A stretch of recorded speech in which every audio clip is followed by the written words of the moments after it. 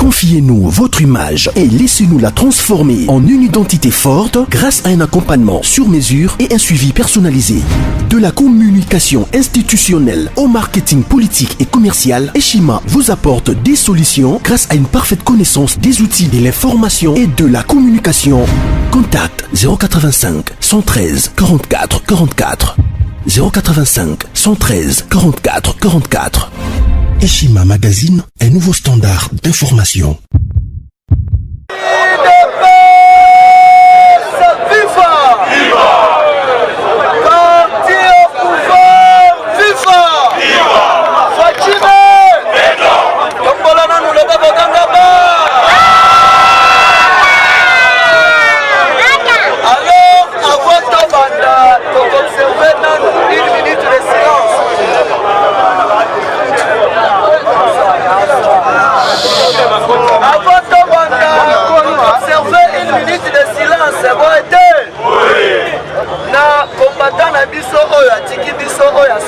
Accident.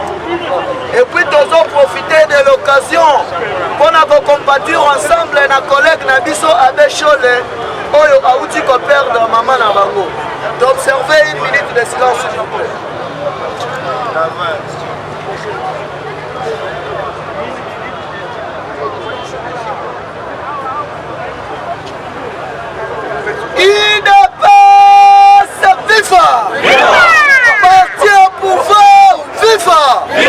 Chers combattants, tombola la babogangaba. Pona krato oyo, pona mboka oyo, tokoleba ata mukolomoko. RDC, zali mabele nabi. Rwanda, bapaya, nyoso bileki bango biko. Fachibe. Awa nazoe kisayo kenon, ezali yakoyi. Armée, basali déclaration lelo. Balobi baboye manipula. Armée ezali armée congolaise. Makambu ya kopesa bango injonction aboué. UDPS viva. Porte-parole ya armée congolaise, général Richard Kasongo, alobi biso confiance na biso ezali epa ya commandant commandant suprême Angola ni Fatima. Betela siko Fatima bo makasi.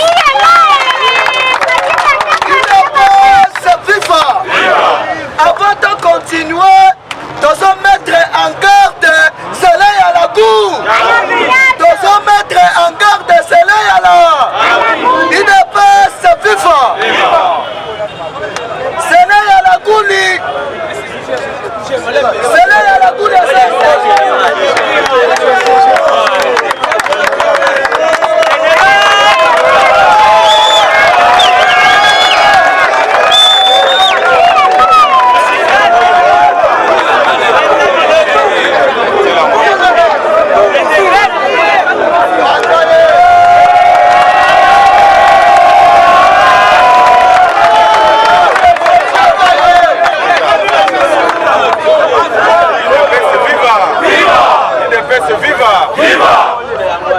Esengo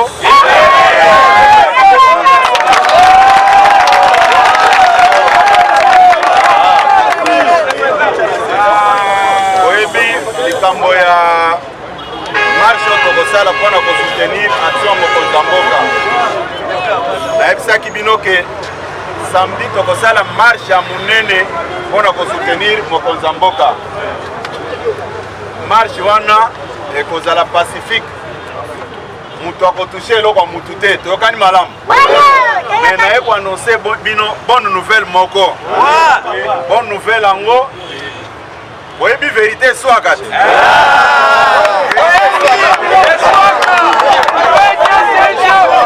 Viva! Ndenge naye boye naye ko annoncer bino bonne nouvelle. Ministre ya finance wana autodénonçaki babiloko aza kosala mpona kobloke mokonzi ya mboka sur instruction ya famille politique na ye auti kodepose plainte contre ngai mpona kende osamba na ye ntango na ye koinforme bino ke tokokende korépondre mokolo wana soki batindeli bino invitation.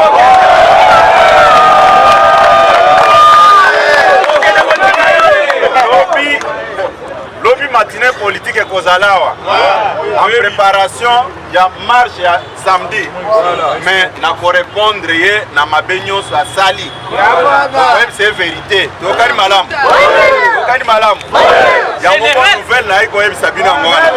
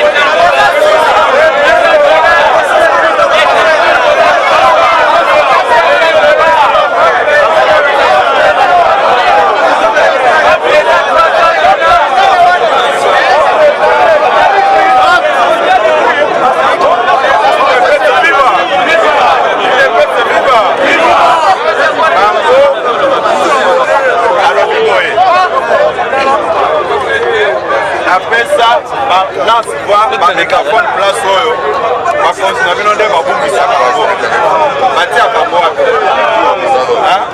apesaka bamégaphone place oyo bango moko babumbisaka yango place batiaka yango nga nayebaka yango te mais naza koloba boye lokola bolobi likambo ya bafle naza kosombela bino bafle lobi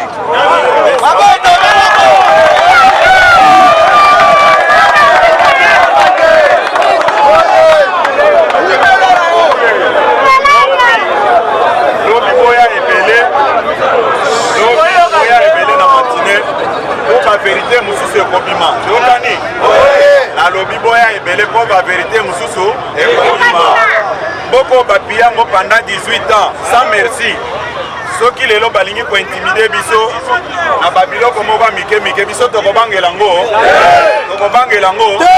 soki balobi ke yo osali mabe est-ce que eza lisumu mais bato baza kosagite mpo nini yango nalobi lobi na 14h boya ebele na permanence awa toko se préparer pour na marche ya samedi tokani point de départ na biso ekobanda na nini na échangeur bato ya chango bakolongo babaya kokuta biso na échangeur bakozwa batransport na bango babandi na échangeur biso tolongwe awa na président na biso Jean-Marc na bacadre nyonso ya parti tina boulevard triomphal esika tokoremettre memo na biso epa mokonzi ya mboka mpo na soutien ya consultation tokani malamu tokani me mpo na lobi na ntongo nalingi ye aya bakende koluka bafle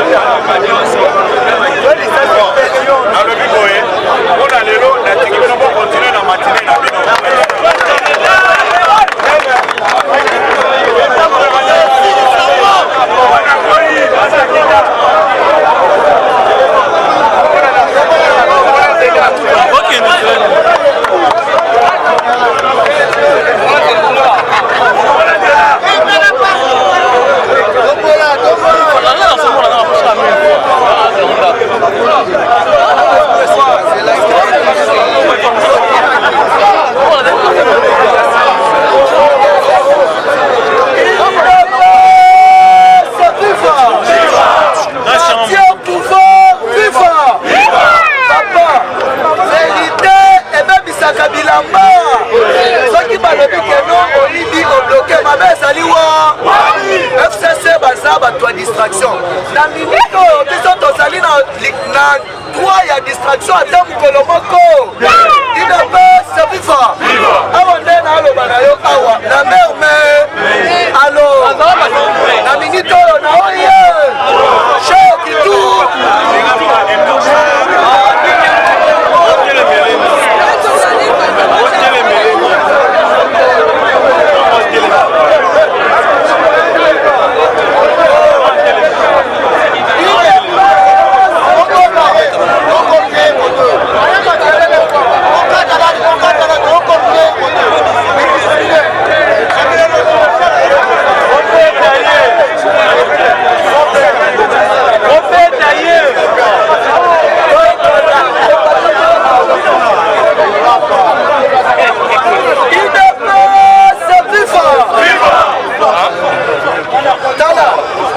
Chers combattants, awa bainfiltré bazali ebe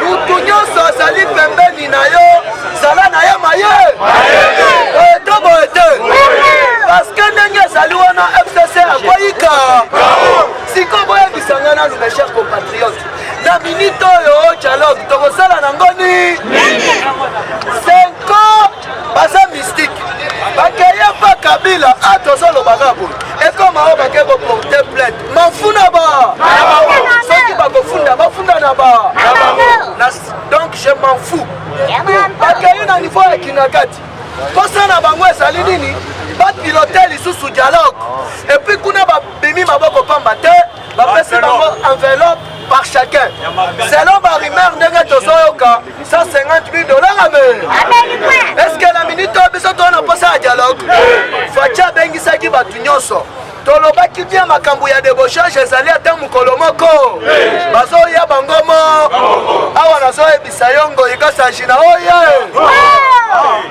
IDPS viva parti au pouvoir viva omoni bato mosusu bazolobaka bilobaloba na media mais loba kaka keno nalingi nakutana na chef de le sikoyo okende gauche droite ya nini toza banda nanu na point ya liboso mes chers compatriotes point ya liboso ezali nini ya escroc oyo ya ngoyika sanji oyo alobi keno na bige ya présidence basali badepase soki 14% soit disant bazali lukuta balingi badistraire opinion Kabila na pouvoir est-ce que frère ya cinquantenaire toyeba yango mbongo ya francophonie monta ebima toyeba yango awa soki otalaki baimage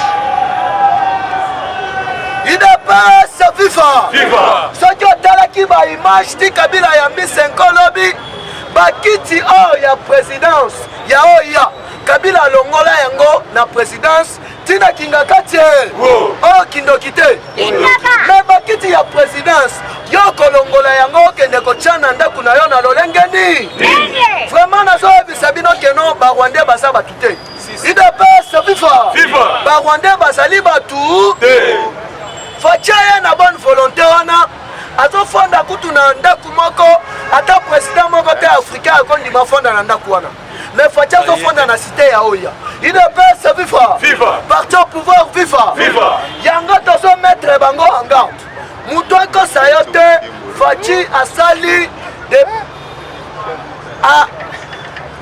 dépassement budgétaire ata mokolo moko IDPS viva parti au pouvoir viva parce que bango moko wana Kabila asala awa 18 ans Mobutu 32 ans mokolo nini obomona Mobutu ake voyage azongisi mbongo na kesa leta mutu asala yango facibe lobi makala ekoyaka te salini alors il y a un problème soka nde mbango oyo ya nzela wana ya elengesa ezali na mutu moko adetournaki yango bazali chaîne bapesi bango 60 jours IDPS viva cela wana esi soki esili te okoyoka bakokangama ande tozokota sikoyo na information politique IDPS viva facibe FCC basuki FCC basu awa yoka après déclaration ya Edouard Dolores oyo alobaki ke non ata cadre moko ya FCC anyata na Angola président ya Zambie alobi bameka konyata makolo na bango ata mokolo moko na Zambie sasu mpe alobaka ata salini alobi mutu oyo akomona na Brazza bala moko umukama UDPS viva yango boyoki mwana Mailer bayebisie mutu ata moko asali lisusu na droit ya kokita territoire national te oyo alingi akende Lubumbashi mpona nini alingi akende Lubumbashi UDPS viva nazoyebisa yo Papa Tshisekedi abandaki koyebisa biso toujours soki ozali na capacité ya kosala analyse te il faut comprendre basigne du temps boyete awa nazoyebisa yo makila ya bakongole nyonso oyo Kabila na batu na ye baboma ekitelaka bango te salini molimo ya incompréhension ekoteli bango nde biso mpe koto na base bichikila tubo soki bakolebana babebana na bango ya biso ni le 18 oyo Janine Mabundu na conseil d'état nazoyebisa yo alo lobi Steve Mbikaya na Brazza na aide humanitaire na bandeko na biso oyo basinistre oyo bakweyaki na Brazzaville kuna mbula ekotalaki bango facha alobi te Mbikaya akokende boye te bakende na Gilbert Kanko asala wa po akoyebela mpe boye te eyindeli bango nde awa sikoyoka il y a quelques jours na ebisaka bino awa keno Fachi abouki tous les généraux nilotiques alongoli bango en fonction de awa sikoyo na minute oyo je vous dis à partir ya lendi oyo kije ya ngaliema ezo koma na kankokolo alors Jeannette Kabila Olive bakendaki ba intoxiquer quelques généraux pour basantote basa la déclaration bapousser bango na révolte ne ya moins de 100 000 par général UDPS viva le porte-parole ya armée asali point de presse alobi armée ezali a politique bango bazotosa maloba ya chef de l'État yende commandant suprême UDPS viva mpona Kabila aboué siko alingi akende Lubumbashi kuna na Lubumbashi déjà au courant ya semaine boyokaki Gilbert Kankonde alobi parti ya Katumbi ekomi officiel azali na droit ya koimplante yango partout bango balobi na Lubumbashi bakoma ata mokolo moko yebe yango wana bareunion nyonso ya FCC réunion na bango eza kotambusa bapilule mpona koboma bapeuple congolais babakiungu moto alobi yango UDPS viva yango place tout ozotambola cher compatriote Sala mayele mutu nini ozolia na ye UDPS viva ata babiso nyonso donc tokomi lisu likolo ya lisu parce que banilotique baza batu te asiko betela na fachi mabo makasi yoko tosalaki ofachi azofashe abanda fashe na monga papa abino lobi déclaration ya Paul Kagame alobi na barwandais tu ya Minembwe alobi bakolo mboka baboyi na mboka na nasengi na barwandais nyonso bazonga na roi victoire te betela fachi mabo makasi mikolo ya boyoki bien comité déjà ya recensement va mettre yango déjà en place carte d'électeur ezali carte d'identité ata mokolo moko eza na bato ebele mosusu atanga na Namibie neti rwandaise ake na bacongrès na Afrique du Sud neti rwandaise lelo akomi sénatrice alingi afongola mpe munoko toza na baseve na bango nyonso UDPS viva avant baenregistre yo il faut basala yo nanu teste ya ADN UDPS viva mais ekosuka wana te olakisa biso certificat na yo obotama wapi vérité ezali lisasi lelo parquet ya Gombe epesi raison na Katumbi na dossier oyo bandaki kopose ye na bato ya FCC oyo bazalaki incriminé na mwana na ye au poursuite judiciaire ya oteno tentative ya assassinat na soki je ne sais pas moi na trafic soki mpe ndini wana UDPS viva lelo bablanchir bango andezone awa nazoyebisa yo semaine oyo Katumbi azobanda sensibilisation na katanga mobimba na babaki bango nyonso nsima ya Fachi alors le temps oyo Fachi a initié consultation déplace église catholique à Zoya, au tenant de Zosenga, na Fachi, à un peu qu'on revoir, à diminuer Kanda, de continuer la coalition. Est-ce que besoin de nous passer la coalition? Oh, coalition que tu reconnais dans le roi. Il ne peut se vivre. Chers compatriotes, il y a pas que non, au niveau diplomatique, et Zali à Koinga. Partout, Kabila Tamboli a tindi ba émissaire. Leila Zarougi. On a joué médiation, Bakutanana Fachi. Leila Zarougi a ébissé Bino Bolobaki Kenon, RDC et son indépendance pendant 1930. Barchive ça. Kenon la mère Menge Omala. Bangona Oyo Sheo Kitundu. Na Oye. Bakomi Kuna Ote, Biso Ba Ote. Bandeko ya Ote, non, Sokiba, Noko ya Fachi. Papa, Eindi, Makambu ya Kinoko ezali lisusu.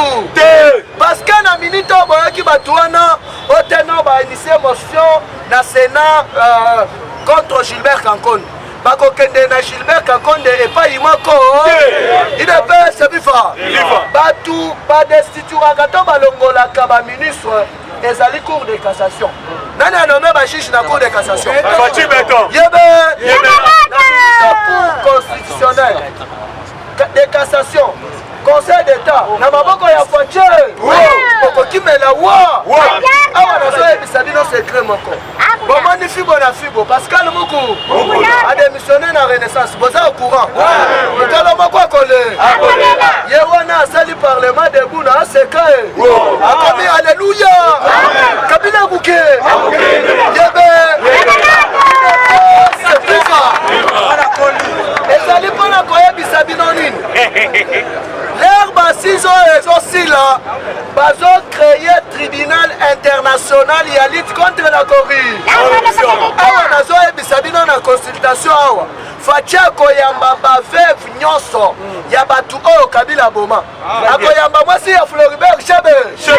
Sa ya Koinda. Mwasi ya Rosi Chima. Mwasi ya Matungu. Aba généraux nyonso abomande.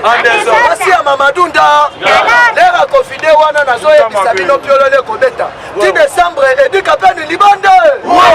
Il ne peut se vivre. Nazo ebisayo keno ba Rwandais ba koluka place ba kokime.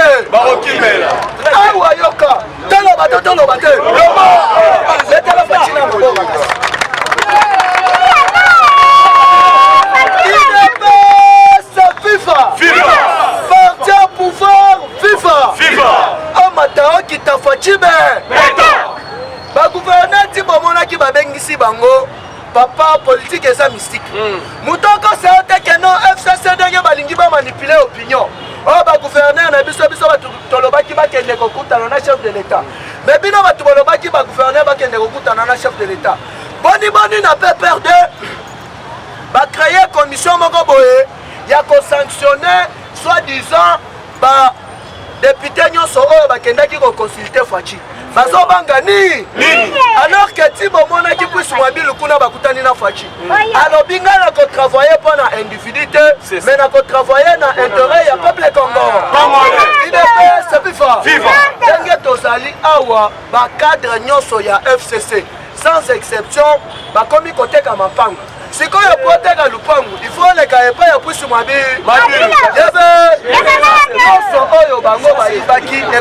Toujours nako parce que papa Tshisekedi alobaki na biso Kabila atikali ya mokona mwasina yango wana mukolo ya samedi lobina mutokoya na matinée pona kozwa ligne de conduite mukolo ya samedi biso tuna triomphale il peut se vivre pona ko soutenir oyo tobengi consultation ya chef de l'État Fachime awa sikoyo ka chers compatriotes. D'ici la fin de la consultation, Fachi Akoyamba Wangsia, envoyé spécial, il y a Antonio Guterres, au niveau de Grand Lac.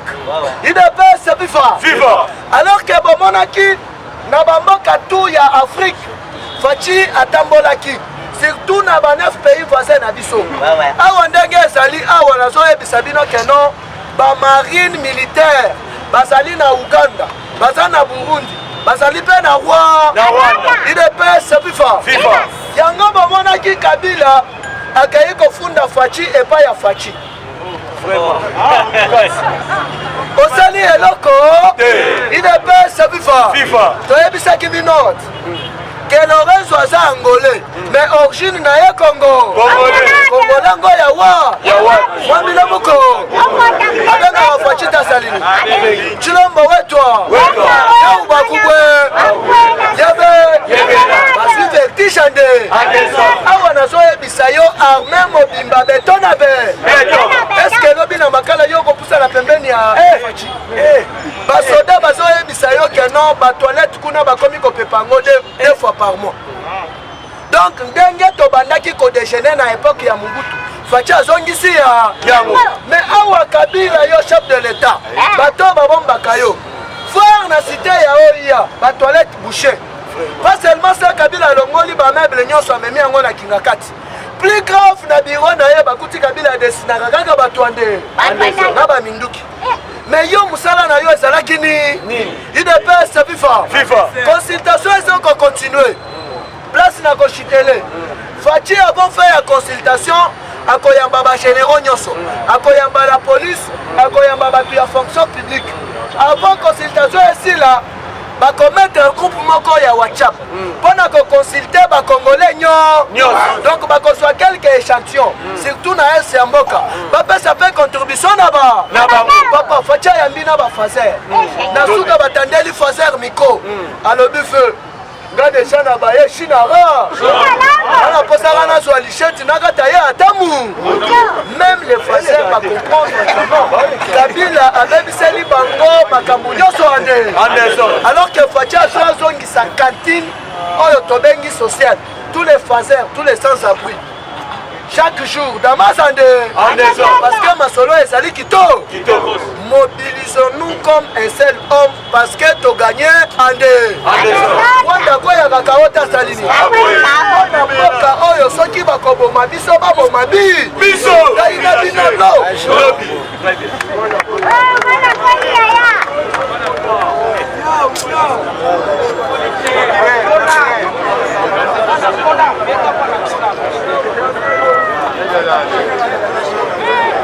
IDPS viva! Bomba! On comprend que non, crime le plus mobile à la bataille FCC. Je pense qu'à identifier plus de 1600 maisons, on va exposer que pas bataille FCC. Mettez en ma case. 1600 maisons. Oh, le Koko Nyang à l'époque, après ça qui va 4 et à PPRD.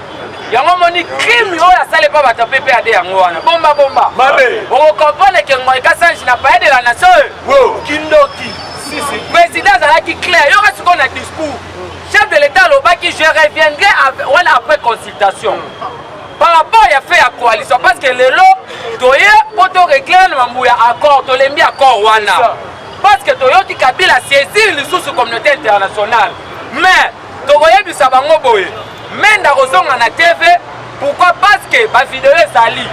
Menda Lobaki que non, nous sommes un état souverain. Toboy Makamuya ba ingérence na mboka na biso. Okoyoka maintenant, qu'est-ce qui va se passer? Fatia Lobaki après faire la consultation, je reviendrai avec des décisions qui vont exclure aucun cas de figure. Cela veut dire quoi? Dissolution. Remaniement du gouvernement, réqualification à majorité parlementaire. Bomba. Parce que FCC, la Mouka, cache, il y a une plateforme stratégiquement électorale. Moutouma côté Azana assise juridique. Bomba. Parce que le lot de FCC, Moutouma côté Azana détaté à majorité parlementaire. Si tu as une élection, il y a 2018. Aucun parti politique a coxé qui plus de 250 députés. Mais ceux qui ont su na carte de recrutement, aussi ba AAA ba plus mobile bazana ba siège. Mais FCC est un recrutement consensuel. Cela veut dire quoi? Et ayokani na bato kanyi bango pour assister bango ba parti ya ndenge ya mabe. Maintenant réqualification à majorité parlementaire. Le président a le plein pouvoir. Il y a qu'on consulter bato nyonso oyo bazana ba recrutement pesant. Neti ba bati lukobo ba plus mobile. Yango on comprend maintenant que non Ferdinand Kambera lobby nous allons sanctionner bato nyonso oyo Baké n'a parlé de la nation. Adhésion à l'union sacrée, là j'ai même ma main à couper. Depuis député au sénateur, on a adhéré à l'union sacrée. akoki koperdre mandat parlementaire na ye. C'est conformément à la constitution à l'article 110 alinéa 4. Vous comprenez que crainte eza na bango ni Kabila azaki na posa ko conquérir majorité parlementaire pour na azala na contrôle ya mboka. Bomba. Et loko oyo batika na ngwa espoir mukeza ka gestion financière na banque centrale. Bomba. Vous comprenez maintenant le discours à chef de l'État. Dans le même discours, Fatia Lobaki Boye. Actuellement, pour la macamu ya portefeuille, c'est que l'administration de l'État est zonée à politique. Parce que force na bango, oya souka batika ki na ngoza ki gestion financière. Et ça contrôlé par la bango. Tu ne peux pas dire que tu as le pouvoir sans pour autant conseil d'État pour la cassation na cour constitutionnelle aux anangote. Les lois Mina Kusakata étaient projetées pour avoir la majorité à la cour constitutionnelle. Si on a au Kabila Rosonga, c'est parce qu'il savait que non, les juges contestés électoraux vont dans la cour constitutionnelle. C'est ça. Fati a permis aux juges à conformément à la constitution. Bomba. Accord. Aboué. Les loyaux. Fati avec leur fameux accord. L'accord était quoi? Photo le bayango. Fati a gagné la présidentielle sur toute l'étendue de la République. Kabila va fabriquer la majorité et pas Corneille Nanga. Mais pour l'intérêt général de la nation, parce que l'IDPS a combattu pour l'intérêt général de la nation. Venez avec votre majorité fabriquée par Corneille Nanga, de diriger la Mombo. Accord où tu vois? Vraiment. Mais les loyaux, Kabila Lobby, on a saisi la SADC. Bomba. Madame la ministre Afrique du Sud, Madame la ministre Affaires étrangères, Aza déjà en Afrique du Sud pour préparer la présidence de l'Union africaine. Mais il y a 6 personnes qui ont nommé dans le panel du bureau de l'Union africaine. Moulouba ça, officier Ndaïwa, ça Moulouba. Moukoko Samba Moulouba. Beta Fatima Boma. On comprend que le chef de l'État a instauré politique ou éthique à la Kozalate. Le lot de mon Mende a été clair. Mende ebisaki bomba. Yogana tout Evariste Bochab. Evariste Bochab a tout alobi jusqu'à preuve de contraire Fati n'a pas encore violé la constitution. Beta ma boko va comprendre. Evariste Bochab a lobi boye. La personne qui a violé la constitution va faire ça conseil. Il faut aller saisir des instances compétentes. Beta ma boko. UDPS viva. Papa, bango moko va comprendre Fati. Mais il y a jusqu'à preuve de conteneur. Alors, moi, IDPS, voilà que c'est un document signé. Alors, je le connais bien. Il est plus dur que son papa. L'autre président était traité pour un président marionnette, un président protocolaire. Il a jamais à la licence. IDPS, viva! Papa, chef de l'État, c'est la majorité parlementaire. Parce que le président de la République engage l'État d'une manière officielle. Mais c'est le gouvernement qui gère le pays au quotidien. Mais le président a la majorité. C'est contre. Le président c'est les réformes de l'armée. Réforme de l'instance judiciaire. Réforme parce que tu as les réformes maintenant dans l'ambassade, dans l'administration de l'État. Bomba. Il y aura ce qu'on porte-parole, il y a FARDC. D'autant il y a déclaration. Porte-parole, il y a FARDC le bilan de l'Oboye. Nous lançons un appel en direction des opérateurs politiques et tout bord à s'abstenir de piloter sur les forces armées et d'adresser des effectifs au commandement des forces armées. Cette affaire il faut un réel avertissement car l'armée est à politique. Très bien. Il y a un moment maintenant, Bazo comprendre quel est cette président à sa majorité. On a réformé la police. Parce que depuis l'indépendance, de armées malongate. On les acquis armés, des acquis milices. Parce que le fait est tout ce qui est dans le Barayango. L'instauration d'un état de droit. N'est pas comme une vraie police et puis une vraie armée. Il y a au monde le problème avec Fati, c'était de réforme. Maintenant, réforme des autres salamango passe. Bomba. Le premier ministre Pepe Ilunga, à la place, il n'y a pas foutu à fonctionnaire. Les policiers et les militaires. À quelques financiers retraite, il y a Safari Beach. IDPS viva. Il y a un homme qui va porter les signatures, il y a des questions à bon au préalable. Il est allé financer la retraite, il y a Safari Beach. Tata Moukolosoni. Qu'est-ce qui se passe? Un premier ministre médiocre. à la place ya koya na prestation ya serment ba juge mais a préféré akene na safari ba simbe na maboko ko tambola te bomba tozo nza ba tete parce que bazo bandela kaka le président n'a violé constitution te na prestation ya serment ya ba juge mibe ko solo ba le chef de l'état a besoin que de la salle de la disponibilité à la salle de l'Assemblée nationale. On n'avait pas demandé la présence protocolaire de Jaline Mabounda et de Tambo Mwamba.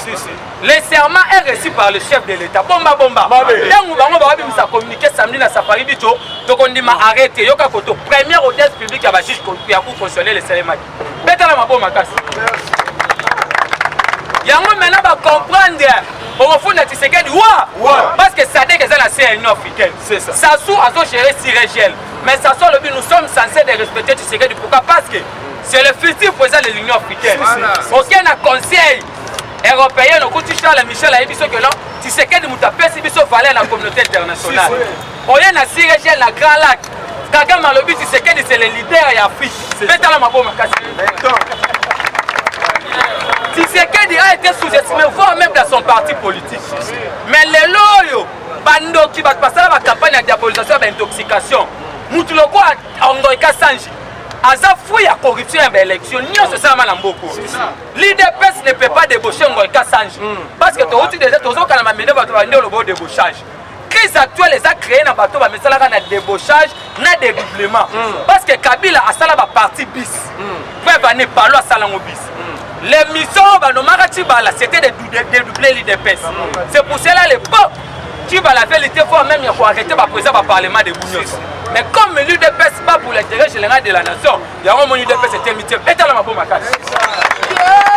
l'UDPS c'est vivant. Papa, Fatia dans la politique. Fatia pesi bango nyonso, Sénat, Assemblée nyonso. Mais les loyaux, on doit requalifier la majorité parlementaire. Cela veut dire quoi? Les bateaux LCC c'est un ami.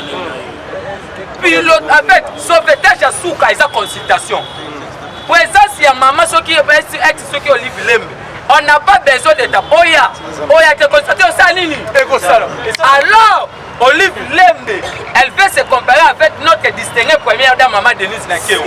Elle doit savoir ceci. Notre première dame a gobé de très bonnes études en Belgique.